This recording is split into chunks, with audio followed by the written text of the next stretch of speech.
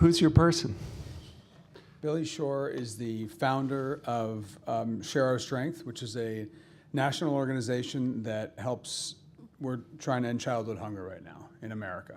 Hungry kids in America do not have lobbyists in Washington, D.C. That's why Share Our Strength exists. And I have been to Washington with Share Our Strength. We have walked around the halls down there and lobbied for change in the Farm Bill, which was a huge fight recently. Billy Shore arranged for you to be part of this lobbying effort. So would you go to some congressman's office and you say, you want to just provide food for hungry kids? Like, who's against this? Nobody's against it. So where's the holdup? The Farm Bill also is encompassing all of the money that we give to all those growers that make corn and soy, which corn turns into ethanol, but most importantly, it turns into obese Americans. High fructose corn syrup, which is killing our country. And so what are you going to do? You're going to go yell at the sugar that you shouldn't be making high fructose corn syrup, but in the end, those companies are giving to these hunger organizations, right? Where's your place?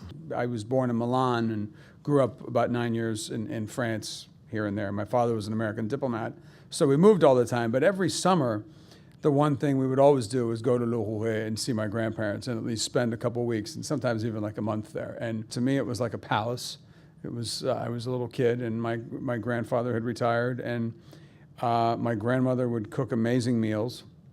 I remember the driveway going up to the house was all rosemary bushes. So you'd drive in and the smell of rosemary would hit you. Is this where you first really learned about food and cooking at your grandmother's table? My grandparents, especially my grandfather, used to just love that I love to eat. And I can still remember every time we would go to the south of France, there was this little restaurant and we would go there because they made a foie gras terrine with the gelée around it, with the aspic. Oh, okay. And it, to me, was the most beautiful thing on the planet. Was this beautifully, perfectly prepared terrine of foie gras. How old were you when I was probably 8. How much time do you really actually spend in your restaurant, would you say? Maybe it's like being an orchestra director. You have to be there and make sure everything's working harmoniously.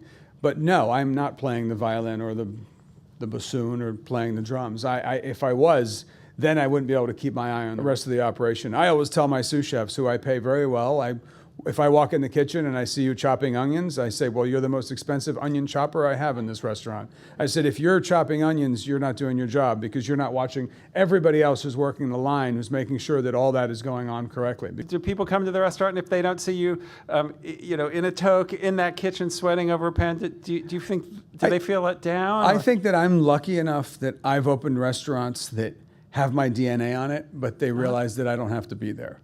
Would you buy the analogy you're like the director of a play, that you don't have to play all the parts, you don't have to be on stage, and once it's up and running, there are nights you don't actually even have to go there, but it's your play. Right.